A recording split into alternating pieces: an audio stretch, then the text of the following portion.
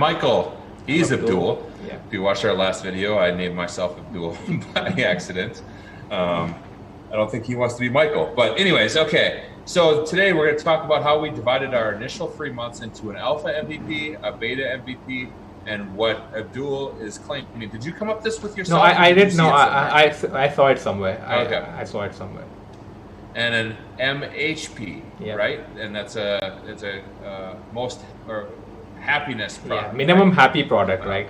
Minimum happy product, because we obviously have, our alpha MVP, minimum viable product that we're trying to get out the door, which for us is June 1st. Yep. Is our alpha. We're going to have the ability to log in and log out, probably some password reset stuff, I would guess, as Yep. well. And then being able to launch a WordPress website Yep. inside the platform. In a container, most probably. That's like, I think that's one thing that we were struggling with, and finally, like last night, the guys have cracked that. So we have containers in that as well. But I think there is some people I talk to, like MVP can't have like an alpha and beta, right? Like MVP is an MVP, right?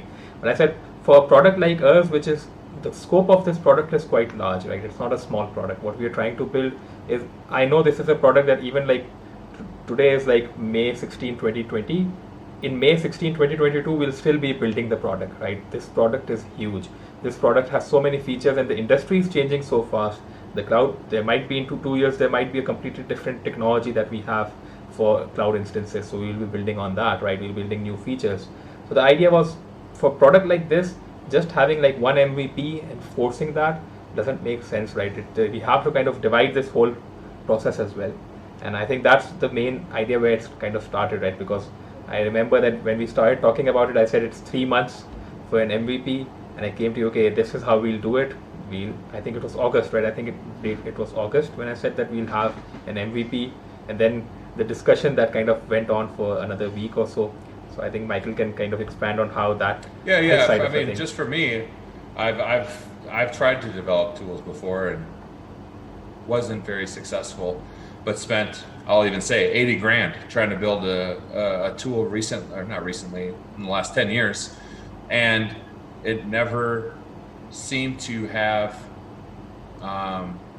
these phases that we're talking about now. I understand it's never going to end when you have a product, and I think that's kind of something as a SaaS owner you should understand.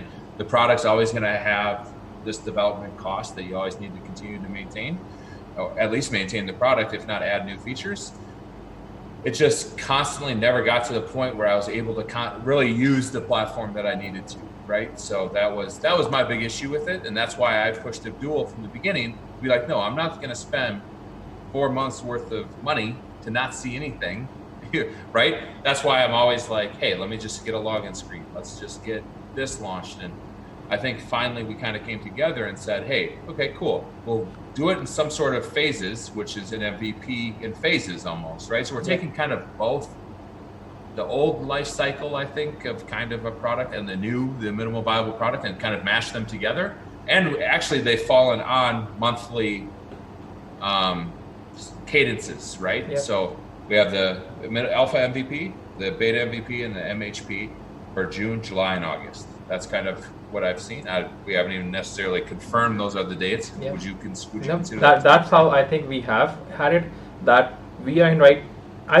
Because for us, I think we did a video yesterday where we talked about release cycles. That kind of for us, release cycles went out of the window, right? Like both of us are not fans of having big release cycles where you have like a big kind of a development phase, because okay, it might make sense for some industries where there's regulations and stuff like that, where you need to have a very finished product even to get into it.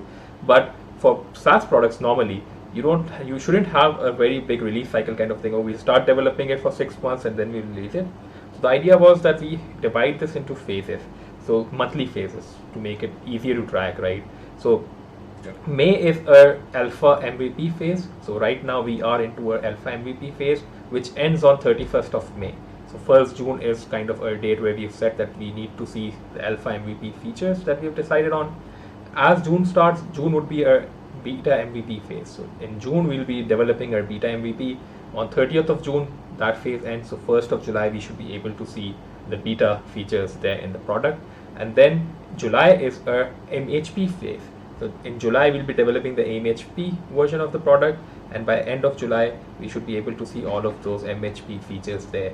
But a big difference in that is that these are not release cycles. This is not that we'll develop the alpha MVP in May and release it on 1st of June. We'll develop the beta MVP in June, release it on 1st of July. It's not like that.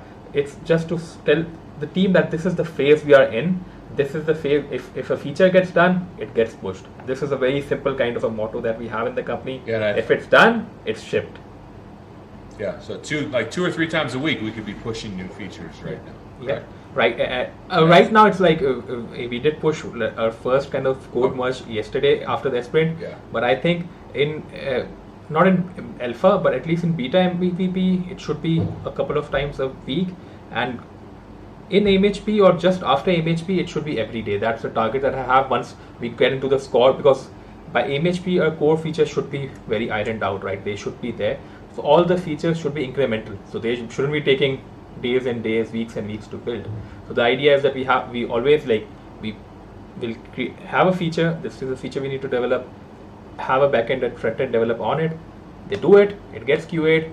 It gets pushed. It's not waiting for the sprint. Right now our sprints are 5 days to match, because as we have monthly phases, so we have kind of shrunk our standard sprint down from 10 days to 5 days to give that kind of an agility right now that every Friday. But it's interesting what's happening though. If you look at it at a 10,000 foot level, you're having these sprints that you've shrunk from 5 to 10, but our releases are slower to start, right? Because we have to build this code, we have to build the foundation.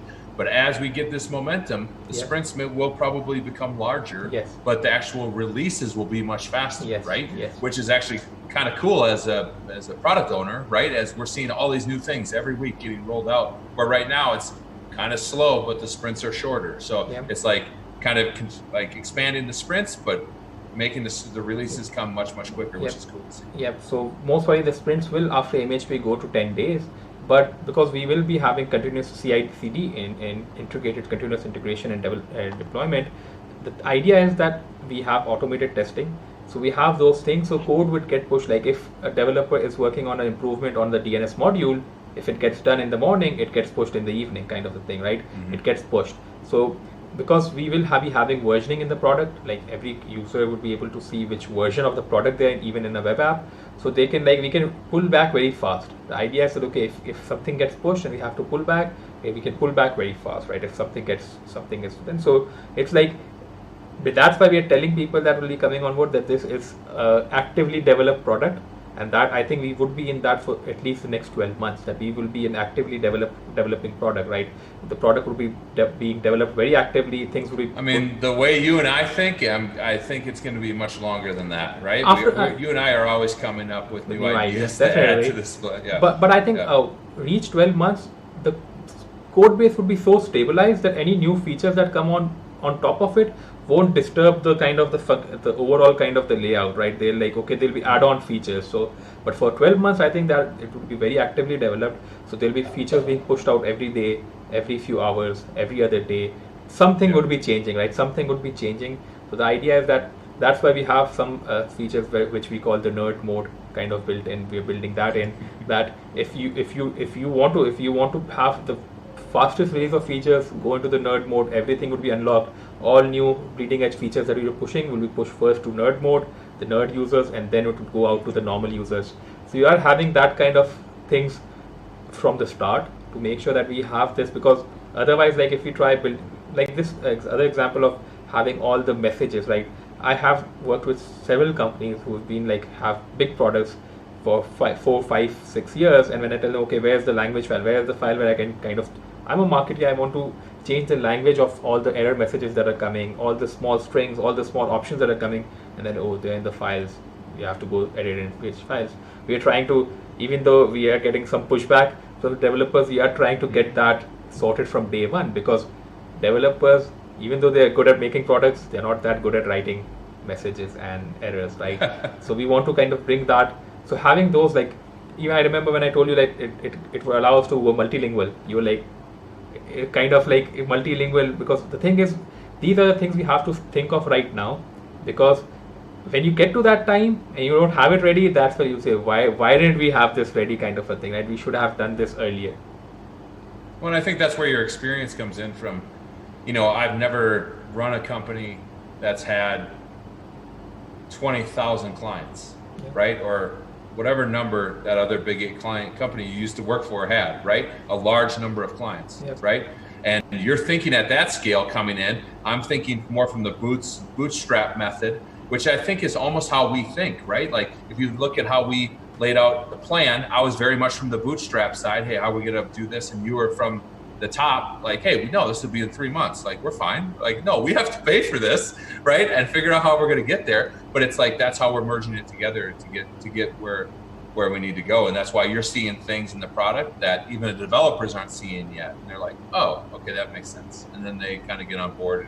And if not, we'll continue to push them until they do, right? But to your point, they're not the best writers. But one thing I do want to talk about is the MHP phase. Because I think this is interesting where, what in your mind defines the MHP? So there's obviously alpha and beta. They're kind of the same. They're kind of not. I think at MHP phase, that's where something changes, right, for us. So why don't you talk a little bit what you're seeing in that phase to change for us? I would say that when I was thinking about this the first time, how should I divide it? So the first idea was to have the beta phase there for 2 months, right? That we keep developing the product and we have it we reach the beta phase after 2 months, complete the beta phase after 2 months. But I thought, no, that is not the kind of right culture that we want to build in the company, right? So that's why alpha was added there to tell you, okay, we will never have these 2 month phases, 3 month phases, right? We need to have an end date for even the basic features like logging in, logging out, like you said, launching a site, like these very basic features that in itself are not like, no one would buy them right now, kind of. Alpha is what no one would buy, right? Like I won't go and, even though I buy a lot of software, I won't go in and buy a software that is in alpha. You might buy this one. I might, and I might like give a lot of feature ideas, but the thing is that this is like a feature just to give us confidence, you, me, the stakeholders, that okay, this is the right track that we are going. This is more of like it's changing the methodology in their brain too. That's all we're really trying to do there. And for the developers as well, right? Both like giving the developers confidence that okay, that this is something that, because I remember when we were in Sprint 0, I do remember like when we were talking about the containers and everything, that the guys were a little skeptical. Okay, we will do containers. There are so many unknowns here. So, but yesterday they just did it, right? So now they are also more confident on their skills that no, they say okay, we'll get these things ironed out. Like before, I used to know when we used to talk, oh, we'll have to do R&D on this. Yesterday was no, I'll just get this knocked out on Monday. So this is the change in like tone that is coming with the developers as well, because they are also getting confident because they are getting pushed that they have to kind of have something there.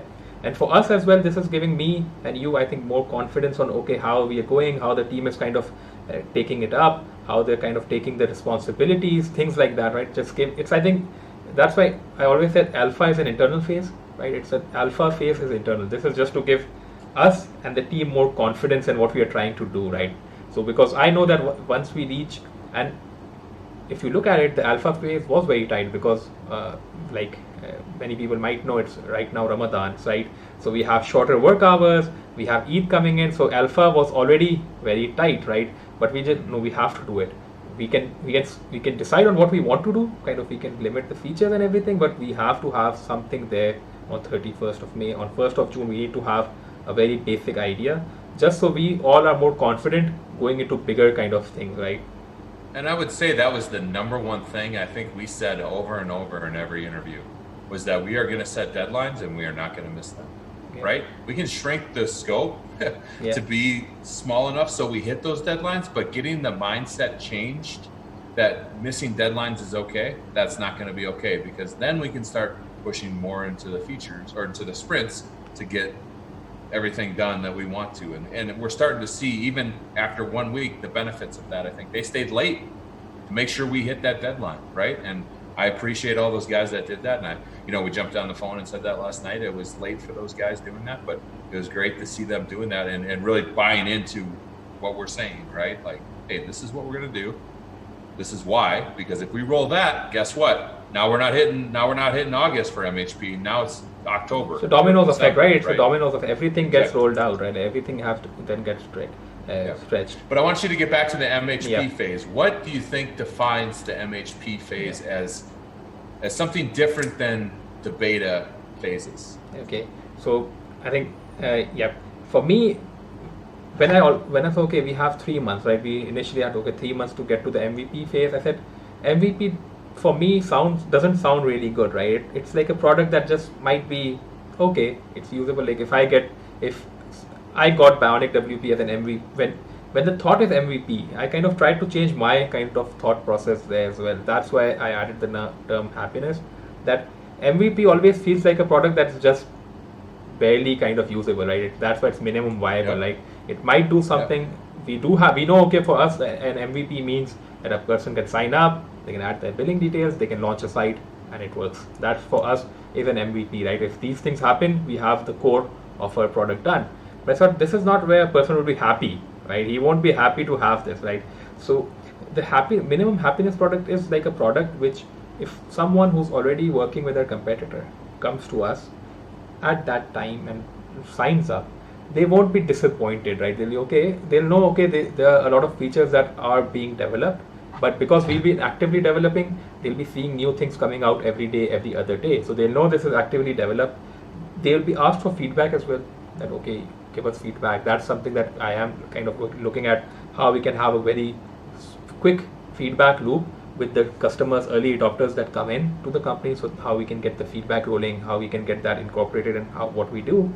But then the idea is that they'll all be okay, they're happy. Minimum happiness they'll have, okay, this is a product I can kind of live with for now if these guys are doing all this stuff, right? But when you think of it as a minimum viable product, you're just thinking of having just the very core features, right? But when you think of, okay, I need to put, let's say like we discussed yesterday that we have 2 personas, one being Michael, let's say, and one being Abdul, right? So we need to know, okay, what is the product that I can give Michael and what is the product I can give Abdul, that they'll be okay with using it. They won't be very happy, but they'll be like, okay, this works, kind of the thing, right? This works. So that's the idea behind it, that they'll be happy, okay, I'm happy, I can use it, I'm content with it, if these guys are making the other things. Yep, exactly. Yep. It was just more of a change of mindset instead of just thinking of viability. Well, it is a huge. It is like minimal viable product is something that's out there. You're like, you're not even that proud of. Yeah. Right. Like, but an MHP, when it's like you said, somebody comes there and they're like, oh, well, this has potential. Yeah. Right. Like that's what you want them to feel. Yeah. And that's where we want to be at come end of August. Right. Yeah. So. Yeah, I think that kind of sums it up. I just really wanted to hammer home the MHP area because I think that's important now. We're kind of defining that and how we've broken up these stages and helped change the mentality of our developers and our company of how we're moving forward with this. Yeah, so that's kind of how we've divided our 3 initial months. We'll see if we stay to it next week. I think we are. I think we're going to stay pretty solid to this. We have a good plan. It's momentum, there are right? a lot of things we change a lot of things in this company, but I think with the best laid, these plans are laid well, and they are best laid plans. We are going to stay to them and see what happens. But we'll check back in, weekly as we do these kind of videos. Again, we're going to get back into doing this weekly as we had a little bit of a surge of training and business and a couple other things happen that kind of made things go a little bit sideways. But we're back on the video train now, and we're moving forward again. Yeah. So. This time he's Abdul, I'm Michael, and thanks for joining us, and we'll see you next time.